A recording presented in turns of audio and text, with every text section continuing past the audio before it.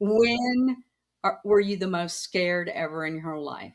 I would say probably there was a period when I had cancer where you immediately are like diagnosed with it and it's like, oh shit, we got to have operations, and immediately you start treatment.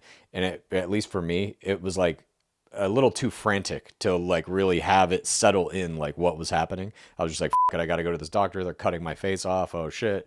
I hope I don't look like a monster, you know? I hope they get it all, whatever. That there was no fear in. It was just kind of like autopilot mode. Got to do what you got to do. But then when I had subsequent testing, like about a week after all the surgeries, there's a point where they're seeing if the cancer has spread through your body, and they're doing all these tests, different contrast MRIs and CT scans, and injecting radioactive particles into your bloodstream, all this shit.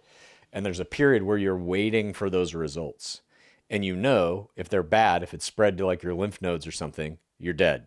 And so you're just sitting there waiting, like, well, hope the news is good. And I would say that's probably the most scared I've ever been, but it also was like extremely freeing because it forced me to kind of like come to terms with my mortality in that moment and be like, well, I had a pretty good life. If this is it, you know, if I got like 6 more months until cancer consumes my whole body, so be it. I'll try and write one more book and go out, you know, saying something, I guess.